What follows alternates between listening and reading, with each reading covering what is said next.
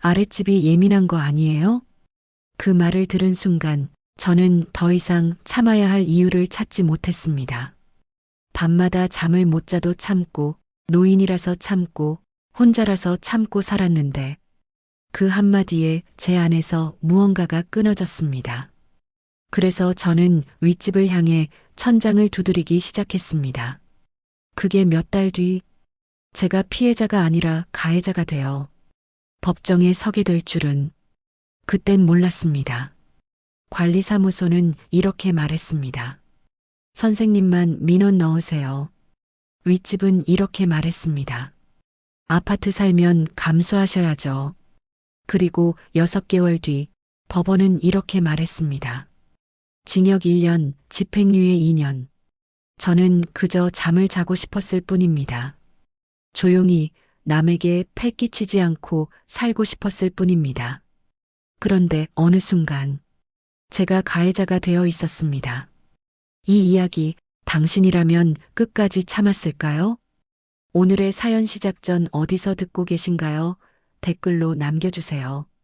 좋아요와 구독은 제게 큰 힘이 됩니다. 오늘의 사연 시작하겠습니다. 제가 65입니다. 아내를 먼저 보내고 지금은 혼자 살고 있습니다. 욕심은 없습니다. 돈을 더 벌겠다는 생각도 없고 늦은 나이에 뭔가 새로 시작해보겠다는 마음도 없습니다. 그냥 조용히 남에게 패 끼치지 않고 살다가 때가 되면 조용히 늙고 싶었습니다. 이 아파트를 고른 이유도 그 때문이었습니다. 오래된 단지라 젊은 사람들이 많지 않았고 밤이 되면 불이 일찍 꺼지는 동네였습니다. 실제로 이사 오고 한동안은 정말 조용했습니다. 밤 10시만 넘으면 건물 전체가 잠든 것처럼 고요했어요. 그 고요가 참 좋았습니다. 혼자 사는 집이지만 그 조용함 덕분에 마음이 안정됐습니다. 아내가 떠난 뒤로 이상하게 소리에 더 민감해졌는데 이 집에서는 밤이 무섭지 않았습니다. 그런데 윗집이 이사 오고 나서부터 밤이 달라졌습니다. 처음엔 대수롭지 않게 넘겼습니다. 이사 첫날이겠지, 짐 옮기느라 그렇겠지. 저도 젊을 때 아파트 살았으니까요. 발소리 몇 번 나는 걸로 뭐라고 할 생각은 없었습니다. 문제는 그 다음 날이었습니다. 그리고 또 그 다음 날이었고요. 밤 10시만 넘으면 위에서 발소리가 들렸습니다. 쿵, 쿵, 쿵. 그 소리가 발걸음이라기보다 아이가 뛰는 소리에 더 가까울 때도 있었습니다. 뛰는 건지 빠르게 걷는 건지 모를 묵직한 울림이 천장을 타고 내려왔습니다. 의자를 끄는 소리 같은 둔한 마찰음도 섞여 있었습니다. 하루 이틀이면 참았을 겁니다. 그런데 그게 매일이었습니다. 하루도 빠짐없이요. 잠자리에 누우면 귀가 먼저 반응했습니다. 아직 소리가 나지 않아도 곧 나겠지라는 생각이 먼저 들었습니다. 눈은 감고 있는데 귀는 천장을 향해 열린 느낌이었습니다. 그러다 실제로 소리가 나면 몸이 먼저 굳었습니다. 잠들려던 숨이 다시 얕아지고 가슴이 괜히 답답해졌습니다. 그렇게 잠을 놓쳤습니다. 잠을 못 자면 사람이 조금씩 달라집니다. 몸이 피곤한 건 둘째고 생각이 이상해집니다. 별일 아닌 게 크게 느껴지고 괜히 서러운 마음이 들고 혼자 중얼거리게 됩니다. 어느 순간부터 밤이 오는 게 싫어졌습니다. 해가 지면 괜히 시계를 보게 됐고 아직 조용한데도 가슴이 먼저 조여왔습니다. 그래도 저는 참고 넘겼습니다. 혼자 사는 노인이 괜히 민원 넣는 사람으로 보이고 싶지 않았거든요. 아이 키우는 집이면 그럴 수도 있지. 내가 나이가 드니까 예민한가 보다. 그렇게 스스로를 달랬습니다. 정말로 그렇게 믿고 싶었습니다. 하지만 밤이 계속되면서 제 생활도 조금씩 무너졌습니다. 아침에 일어나도 개운하지 않았고 낮에는 이유 없이 짜증이 났습니다. 산책을 나가도 예전처럼 발걸음이 가볍지 않았습니다. 어느 날 밤 침대에 누워 천장을 바라보다가 이런 생각이 들었습니다. 이렇게 계속 살아야 하나. 그 생각이 떠오르자 갑자기 서러움이 밀려왔습니다. 큰 걸 바라는 것도 아니고 싸우고 싶은 것도 아니고 그저 잠 좀 자고 싶을 뿐인데 왜 이게 이렇게 어려운 일이 됐을까 싶었습니다. 그날 이후로 저는 알게 됐습니다. 잠을 빼앗긴다는 건 사람의 마음을 조용히 갉아먹는 일이라는 거요. 그리고 그때는 몰랐습니다. 이 불면의 밤들이 저를 어디까지 데려가게 될지. 밤을 몇 번 더 새우고 나서야 더는 혼자서만 버텨서는 안 되겠다는 생각이 들었습니다. 그 전까지는 관리사무소에 전화하는 것조차 망설였습니다. 괜히 예민한 노인처럼 보일까 봐서요. 요즘 세상에 층간소음 문제로 말 꺼냈다가 오히려 더 복잡해지는 경우도 많다는 이야기를 들었거든요. 그래도 이건 아니었습니다. 잠을 거의 못 자는 날이 이어지자 몸이 먼저 반응하기 시작했습니다. 아침에 일어나면 머리가 멍했고 낮에는 이유 없이 짜증이 났습니다. 혼자 중얼거리듯 욕이 튀어나온 적도 있었고요. 이러다 정말 큰 병이라도 나겠다는 생각이 들었습니다. 그래서 결국 관리사무소에 전화를 걸었습니다. 전화기 너머로 제 목소리가 생각보다 많이 떨리더군요. 윗집 소음 때문에 밤에 잠을 못 자겠습니다. 최대한 차분하게 말하려고 애썼습니다. 감정이 실리면 제 말이 괜히 과장처럼 들릴까 봐서요. 잠시 정적이 흐른 뒤 직원이 이렇게 말했습니다. 전달은 해드릴게요. 그 말만 들었을 땐 조금 안심이 됐습니다. 아, 그래도 누군가는 내 이야기를 들어주는구나 싶었거든요. 그날 밤은 괜히 기대도 해봤습니다. 오늘만큼은 좀 조용하지 않을까 하고요. 하지만 밤이 되자 위에서는 여전히 같은 소리가 났습니다. 쿵, 쿵, 익숙해질 법도 한데 그날따라 더 크게 들렸습니다. 저는 천장을 올려다보며 한숨만 쉬었습니다. 며칠 뒤 관리사무소에서 다시 전화가 왔습니다. 윗집에 전달은 했는데요. 여기까지는 괜찮았습니다. 그 다음 말이 문제였습니다. 선생님만 민원 넣으세요. 순간 귀를 의심했습니다. 저만요? 제가 되묻자 직원은 아무렇지 않게 말을 이었습니다. 네. 다른 집들은 다 괜찮다고 하시더라고요. 그 말을 듣는 순간 가슴이 쿵 내려앉았습니다. 아, 이건 소음 문제가 아니라 내가 문제라는 이야기구나 싶었습니다. 제가 너무 예민해서 괜히 문제를 만드는 사람처럼 보이고 있다는 뜻이었어요. 직원이 나쁜 의도로 그렇게 말한 건 아닐지도 모릅니다. 하지만 그 말은 제 마음을 정확히 건드렸습니다. 전화를 끊고 한동안 멍하니 앉아 있었습니다. 억울함이 밀려왔습니다. 내가 잠을 못 자는 건 사실인데 그게 왜 내 성격 문제처럼 돼버린 걸까 싶었어요. 이 아파트에 사는 동안 다른 사람에게 민원 넣은 적도 없었고 조용히 지내왔습니다. 그런데 이제 와서 유난 떠는 사람이 된 느낌이었습니다. 그날 이후로 소리가 다르게 들리기 시작했습니다. 예전에는 그냥 불편한 소음이었다면 그때부터는 무시당하고 있다는 증거처럼 느껴졌습니다. 발소리 하나에도 그래, 나만 참으라는 거지라는 생각이 따라붙었습니다. 밤마다 이런 생각도 들었습니다. 만약 내가 젊었으면 어땠을까? 부부가 살고 있었으면 이런 말을 들었을까? 괜히 나이 탓을 하게 되고 혼자 산다는 이유를 자꾸 떠올리게 되더군요. 서러움은 단순히 잠을 못 자서가 아니었습니다. 사람이 가볍게 취급받고 있다는 그 느낌 때문이었습니다. 그래도 저는 아직 선을 넘지는 않았습니다. 그때까지는요. 속으로만 끓이고 혼자서만 감당하려고 했습니다. 누군가에게 따지고 싶어도 괜히 더 복잡해질까 봐 입을 다물었습니다. 하지만 그렇게 참는 시간이 길어질수록 제 안에서는 다른 감정이 자라고 있었습니다. 지금 생각해보면 그 전화 한 통이 결정적인 시작이었습니다. 윗집 소음보다 제 마음을 더 크게 흔든 건 선생님만 민원 넣으세요. 그 한마디였습니다. 그날 밤 저는 처음으로 직접 올라가서 말해야겠다는 생각을 했습니다.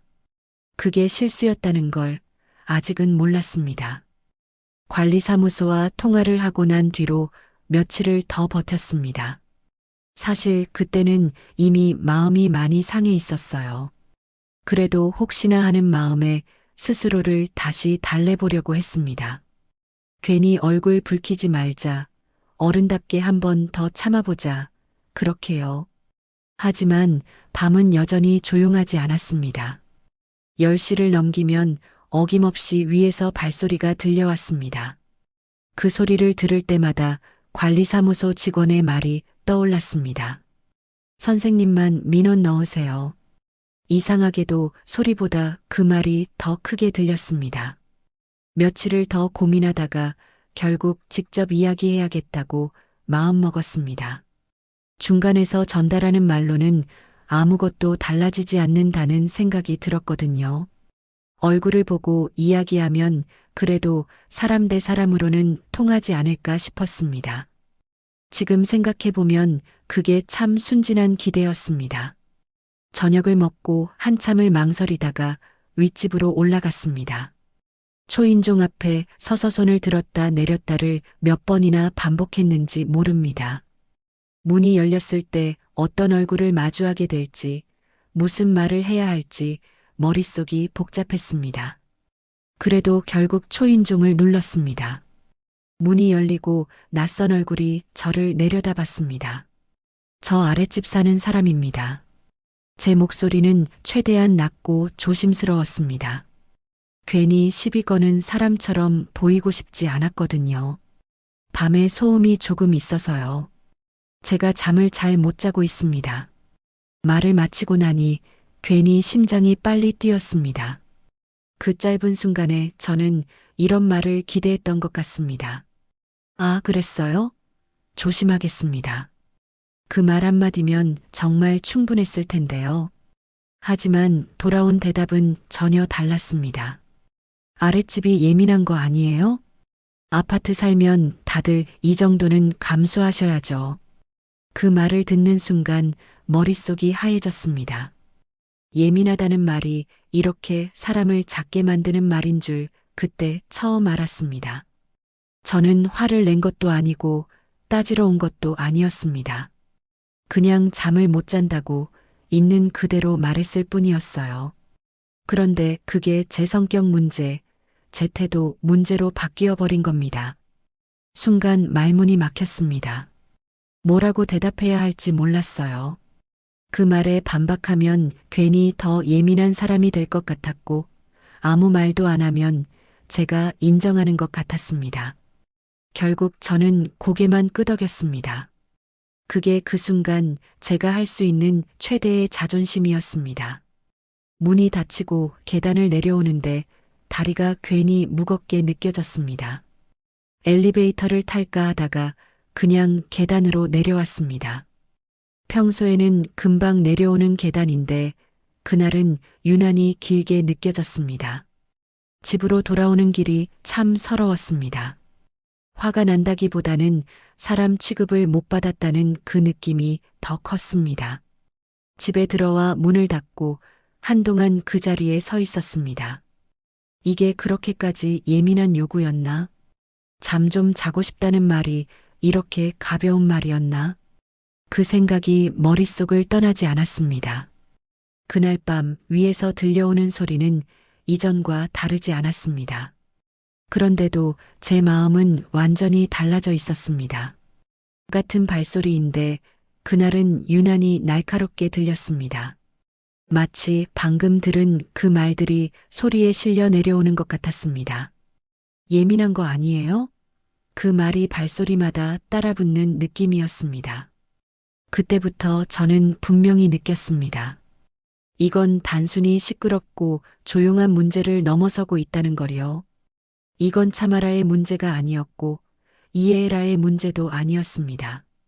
사람을 사람으로 보지 않는 태도, 그게 제 마음을 가장 크게 건드렸습니다. 그리고 그날 이후로 제 안에서는 다른 감정이 자라기 시작했습니다. 아직은 분노라고 부르기엔 이른 감정이었지만 분명히 이전과는 다른 것이었습니다. 그 감정은 조용히 하지만 확실하게 저를 다음 단계로 끌고 가고 있었습니다. 그날 이후로 저는 이 이야기를 누구에게도 하지 않게 됐습니다. 관리사무소에 다시 말해봤자 똑같은 대답이 돌아올 것 같았고 윗집에 다시 올라갈 용기도 나지 않았습니다. 한번 겪고 나니 그 문 앞에 다시 서는 것 자체가 괜히 초라해지는 느낌이 들었거든요. 자식들에게 털어놓을까도 생각했습니다. 전화기를 손에 쥐고 번호를 누르다 말기를 몇 번이나 반복했어요. 하지만 머릿속에는 이 말이 먼저 떠올랐습니다. 아버지, 그냥 이사하세요. 그 말이 틀린 건 아니었겠죠. 하지만 그 말 한마디로 제가 지고 물러나는 사람이 되는 것 같았습니다. 이 나이에 이 집에서 이런 이유로 쫓기듯 나가야 한다는 게 마음 한켠을 찔렀습니다. 그래서 결국 아무에게도 말하지 않았습니다. 친구들도 마찬가지였습니다. 오랜만에 만나 밥을 먹어도 그냥 사는 얘기만 했습니다. 요즘 어떠냐는 말에 다 똑같지라고 넘겼습니다. 층간소음 이야기를 꺼냈다가는 그 나이에 왜 그런 걸로 싸우냐 그런 말이 돌아올 것 같았거든요. 그렇게 저는 점점 말을 아끼게 됐습니다. 낮에는 사람들 속에 섞여 있었지만 밤이 되면 완전히 혼자가 됐습니다. 집에 불을 켜고 앉아 있어도 이상하게 이 세상에 저 혼자 남은 느낌이 들었습니다. 전화도 울리지 않고 누군가 찾아오지도 않는 집에서 소리만 위에서 내려오고 있었습니다. 밤이 오면 소리보다 먼저 외로움이 찾아왔습니다. 아, 이 집에 정말 나 혼자구나. 그 생각이 들면 괜히 가슴이 휑해졌습니다. 잠을 못 자는 날이 이어지자 생각도 점점 안쪽으로만 파고들었습니다. 말할 사람이 없으니까 생각을 정리할 기회도 없었던 겁니다. 머릿속에서는 같은 장면만 계속 반복됐습니다. 관리사무소 직원의 말, 윗집 현관 앞에서 들었던 그 태도, 그리고 아무 일 없다는 듯 닫히던 문. 아파트 살면 이 정도는 감수하셔야죠. 그 말이 자꾸 제 마음을 긁었습니다. 소음보다 그 말이 더 아팠습니다. 그 말 속에는 당신 같은 사람은 어쩔 수 없다는 뉘앙스가 들어있는 것 같았거든요. 그때부터 사람들의 시선을 괜히 의식하게 됐습니다. 어느 날 엘리베이터를 타고 내려오는데 뒤에 타 있던 사람이 전화로 이렇게 말하는 게 들렸습니다.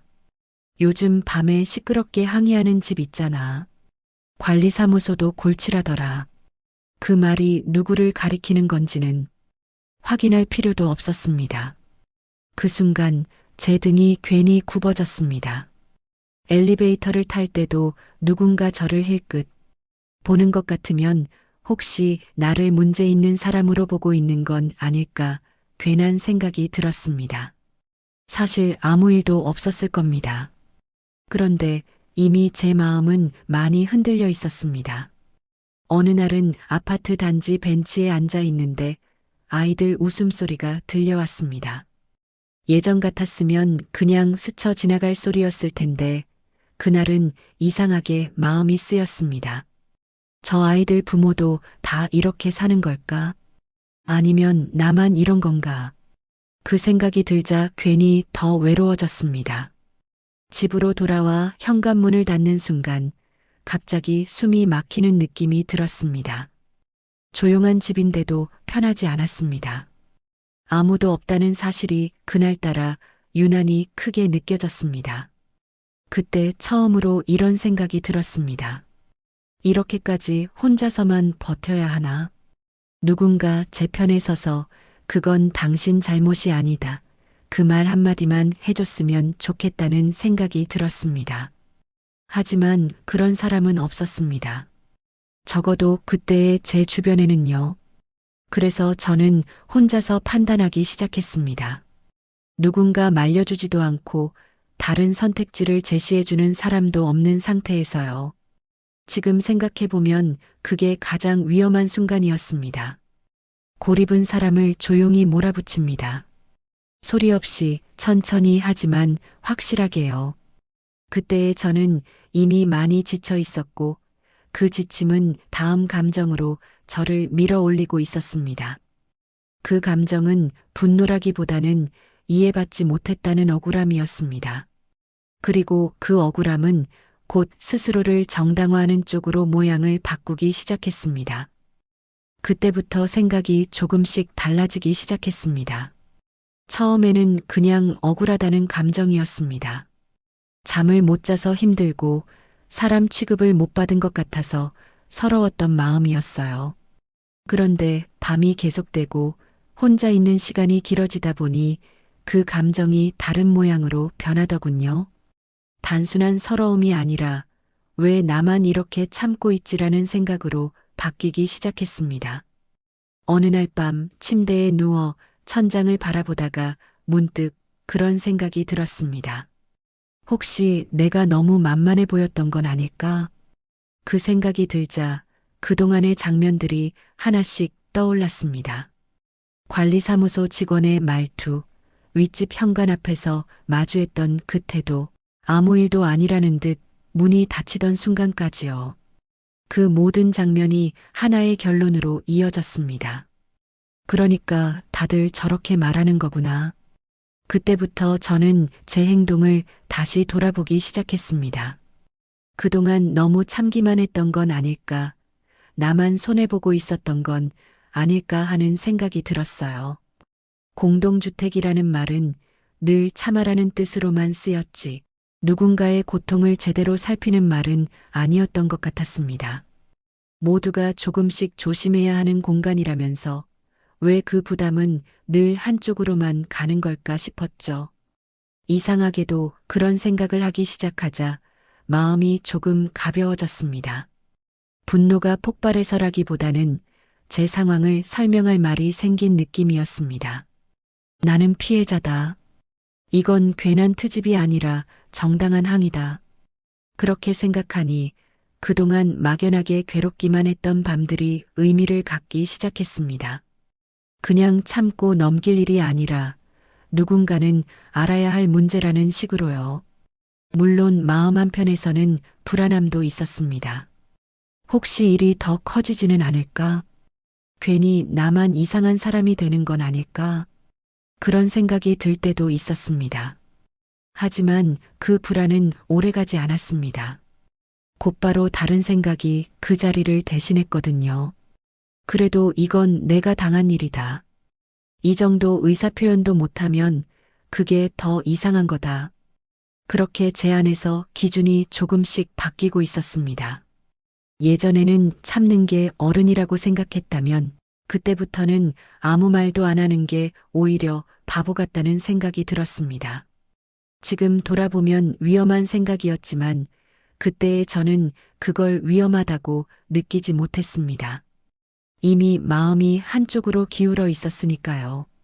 어느 날은 위에서 평소보다 더 크게 걷는 소리가 들렸습니다. 기분 탓일지도 몰랐지만 그날은 이상하게 이렇게 느껴졌습니다. 이제는 일부러 그러는 건가? 그 생각이 드는 순간 제 안에서 무언가가 툭 하고 부러졌습니다. 봐라, 오늘도 똑같다. 말을 해도 달라지는 게 없잖아. 지금 생각하면 너무 단정적인 판단이었지만 그때의 저는 그게 분명한 사실처럼 느껴졌습니다. 반복되는 상황 앞에서 의심보다는 확신이 먼저 자라났습니다.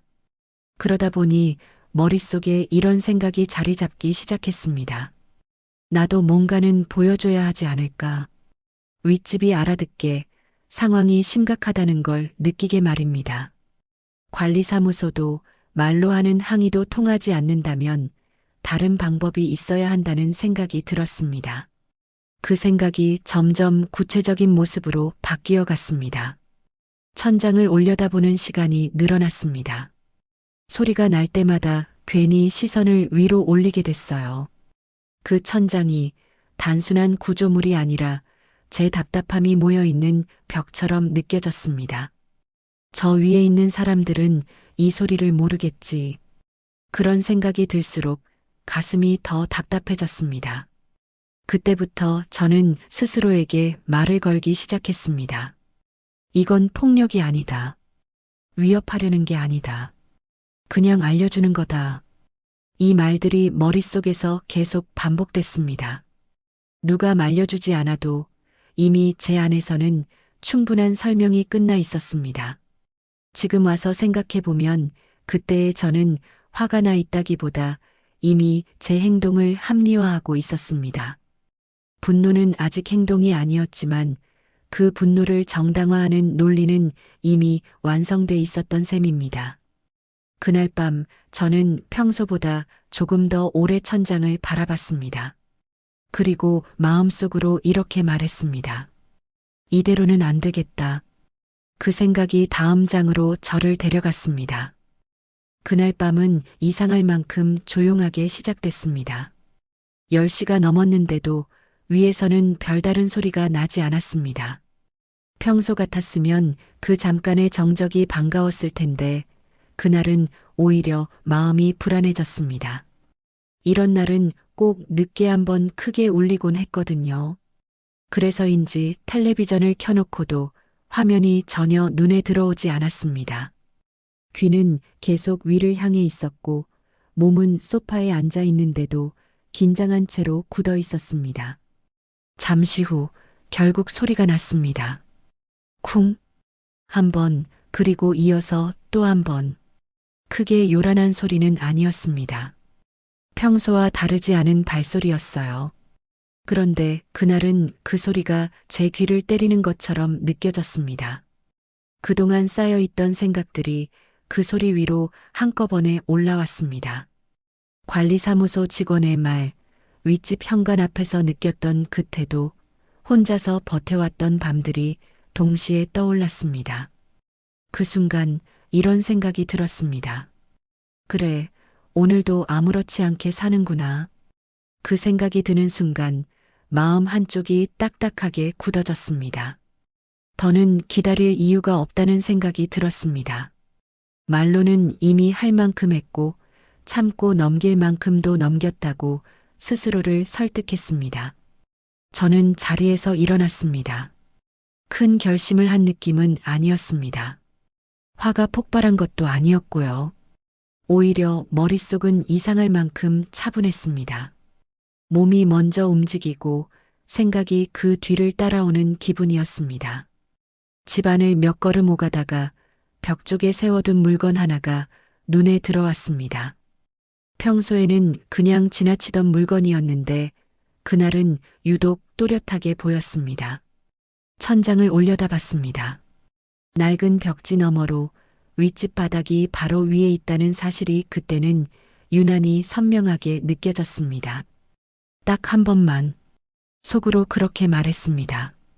이건 위협이 아니라고, 폭력을 쓰는 것도 아니라고 스스로에게 설명했습니다. 그저 이 정도로 시끄럽다는 걸 알려주는 표시일 뿐이라고요. 손에 힘이 들어갔습니다. 그리고 천장을 향해 조심스럽게 한번 두드렸습니다. 그 순간 머릿속이 잠깐 조용해졌습니다. 그동안 귀를 가득 채우고 있던 소리와 생각이 잠시 멈춘 느낌이었습니다. 숨이 한 박자 늦게 내려왔고 가슴에 얹혀있던 무게가 조금 가벼워진 것 같기도 했습니다. 솔직히 말하면 그 짧은 순간만큼은 속이 시원했습니다. 이제 좀 알겠지 저도 모르게 그런 말이 입 밖으로 나왔습니다. 그 말이 누구를 향한 건지 정확히 알 수는 없었습니다. 윗집을 향한 말인지 아니면 그동안 참아왔던 제 자신에게 하는 말이었는지도요. 잠시 뒤 위에서 다시 소리가 났습니다. 그 소리를 듣는 순간 마음이 다시 흔들렸습니다. 이걸로는 부족한가? 그런 생각이 스쳤습니다. 그 생각이 들자 제가 서 있는 자리가 갑자기 낯설게 느껴졌습니다. 그럼에도 불구하고 저는 멈추지 않았습니다. 이미 한 번 두드렸다는 사실이 이상하게도 제 마음의 선을 조금 낮춰버렸거든요. 이전으로 돌아가기에는 이미 행동을 해버린 뒤였습니다. 그날 밤 저는 거의 잠을 자지 못했습니다. 하지만 이전의 밤들과는 달랐습니다. 괴로움보다는 묘한 긴장감이 몸에 남아 있었습니다. 괜찮을 거야라는 생각과 이건 위험하다는 생각이 머릿속에서 번갈아 떠올랐습니다. 아침이 가까워질 무렵 문득 이런 생각이 들었습니다. 이제는 예전으로 돌아갈 수 없겠구나. 그 생각에 가슴이 철렁 내려앉았습니다. 하지만 동시에 이미 지나간 일이라는 체념도 함께 찾아왔습니다. 그때는 몰랐습니다. 그날 밤 천장을 두드린 그 행동이 윗집에서는 전혀 다른 의미로 받아들여지고 있다는 거리요. 그리고 그 소리는 제가 생각했던 방식이 아니라 전혀 다른 방향으로 번지고 있었습니다. 며칠이 지났습니다. 그날 밤 이후로 저는 일부러 더 조심하며 지냈습니다. 위에서 소리가 나도 바로 반응하지 않으려고 애썼고 스스로에게 여러 번 말했습니다. 이제 그만하자. 괜히 더 키우지 말자. 그렇게 마음을 다잡으려고 했습니다. 하지만 이미 한 번 넘어간 선은 생각보다 쉽게 제자리를 찾지 못했습니다. 위에서 소리가 나지 않는 밤에도 마음이 편하지 않았습니다. 혹시 또 소리가 나지는 않을지 괜히 귀가 먼저 반응했고 천장을 올려다보는 버릇도 쉽게 사라지지 않았습니다. 아무 일도 하지 않았는데도 몸은 늘 대비하고 있는 상태였습니다. 분노는 가라앉았지만 대신 불안이 자리를 잡은 느낌이었습니다. 그러던 어느 날 낮 관리사무소에서 전화가 왔습니다. 전화를 받는 순간 이상하게 가슴이 먼저 철렁 내려앉았습니다. 이번에는 제 쪽에서 건 전화가 아니었거든요. 선생님, 요즘 밤에 천장을 두드리신 적 있으세요? 그 질문을 듣는 순간 잠깐 말문이 막혔습니다. 있다고 말해야 할지, 없다고 말해야 할지 머릿속이 복잡해졌습니다. 잠시 망설이다가 저는 솔직하게 대답했습니다. 한두 번 있었습니다. 그러자 직원은 잠시 말을 고르듯 숨을 고르고 나서 말을 이었습니다. 윗집에서 민원이 들어왔습니다. 밤마다 천장을 두드려서 아이가 무서워한다고 하시네요. 그 말을 듣는 순간 머릿속이 멍해졌습니다. 아이가 무서워한다는 말이 이상하게 크게 들렸습니다. 저는 그저 소음에 대한 항의라고 생각했지 누군가에게 공포로 느껴질 수 있다는 생각은 깊게 하지 못했던 것 같습니다. 제가 먼저 피해를 봤습니다. 저도 모르게 그렇게 말이 튀어나왔습니다. 윗집 소음 때문에 잠을 못 자서 그런 겁니다. 직원은 제 말을 끊지는 않았지만 말투는 이전과 달라져 있었습니다. 그 사정은 이해합니다만 그 뒤에 이어진 말은 이미 여러 번 들어본 것처럼 느껴졌습니다. 상대방이 위협을 느끼고 있다면 문제가 될 수 있습니다. 전화를 끊고 나서 한동안 멍하니 앉아 있었습니다. 머릿속에서는 자꾸 영민원이라는 단어가 맴돌았습니다. 이상했습니다. 분명 처음에는 제가 피해자였는데 어느새 상황의 중심이 제가 되어 있었습니다. 그날 이후로 아파트 안의 공기가 달라진 것처럼 느껴졌습니다. 엘리베이터를 탈 때도 괜히 주변을 살피게 됐고 복도에서 발소리가 나면 혹시 윗집 사람이 아닐까 괜히 긴장했습니다. 며칠 뒤 복도에서 우연히 윗집 사람과 마주쳤습니다. 서로 눈이 마주쳤지만 아무 말도 하지 않았습니다. 그 짧은 순간 저는 상대의 얼굴보다 그 눈빛이 더 기억에 남았습니다. 경계심이 분명히 느껴졌습니다. 그날 밤 위에서는 유난히 조용했습니다. 제가 바라던 밤이었는데 이상하게 마음이 편하지 않았습니다. 조용함 속에서 제가 했던 행동들이 하나씩 떠올랐습니다. 내가 너무 갔나? 그런 생각이 스쳤다가도 곧 다른 생각이 따라왔습니다. 그래도 처음부터 내가 잘못한 건 아니잖아. 그 두 생각이 계속 머릿속에서 부딪혔습니다. 어느 쪽이 맞는지 쉽게 결론이 나지 않았습니다. 그러다 다시 전화가 왔습니다. 이번에는 관리사무소가 아니라 경찰이었습니다. 선생님, 층간소음 관련 신고가 접수돼서 확인차 연락드렸습니다. 그 말을 듣는 순간 상황이 단순한 이웃 간의 문제를 넘어서고 있다는 걸 분명히 느꼈습니다. 그날 밤 저는 천장을 올려다보지 못했습니다. 그저 가만히 앉아 이 일이 어디까지 가게 될지 생각하고 또 생각했습니다. 그리고 그때는 아직 몰랐습니다. 이제부터는 제 의도나 사정과는 상관없이 일이 흘러가게 된다는 거요. 경찰에게서 전화가 온 날은 평범한 오후였습니다.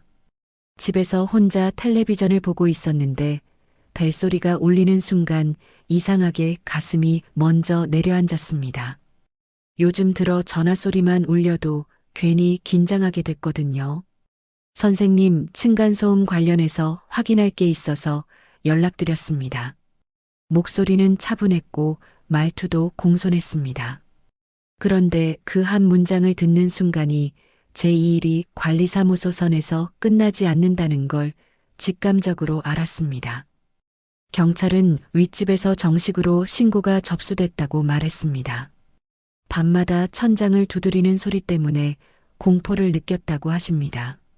그 말을 듣는 순간 머릿속이 잠깐 멈췄습니다. 공포? 그 단어가 이렇게 무거운 말인 줄은 그때 처음 알았습니다. 저도 피해자입니다. 저도 모르게 그렇게 말했습니다. 윗집 소음 때문에 잠을 거의 못 자고 있습니다. 경찰은 제 말을 조용히 듣고 있었습니다. 고개를 끄덕이기도 했고 메모를 하는 소리도 들렸습니다. 하지만 잠시 뒤 이렇게 말했습니다. 그 사정은 이해합니다만 반복적으로 특정 행동을 하게 되면 상대가 위협이나 공포를 느낄 수 있습니다. 그 말이 제 가슴을 정확히 찔렀습니다. 저는 항의라고 생각했는데 그쪽에서는 위협으로 받아들이고 있다는 뜻이 없으니까요. 며칠 뒤 경찰이 직접 집으로 찾아왔습니다. 문을 열자 제복을 입은 두 사람이 서 있었습니다. 그 모습을 보는 순간 이제 정말로 돌아갈 수 없는 지점까지 와버렸다는 느낌이 들었습니다. 조서를 쓰는 동안 손이 자꾸 떨렸습니다. 언제부터 그랬는지, 몇 번이나 두드렸는지, 왜 그런 행동을 했는지 하나하나 물었습니다. 설명하려고 하면 할수록 제 말이 변명처럼 들리는 것 같았습니다. 억울해서요.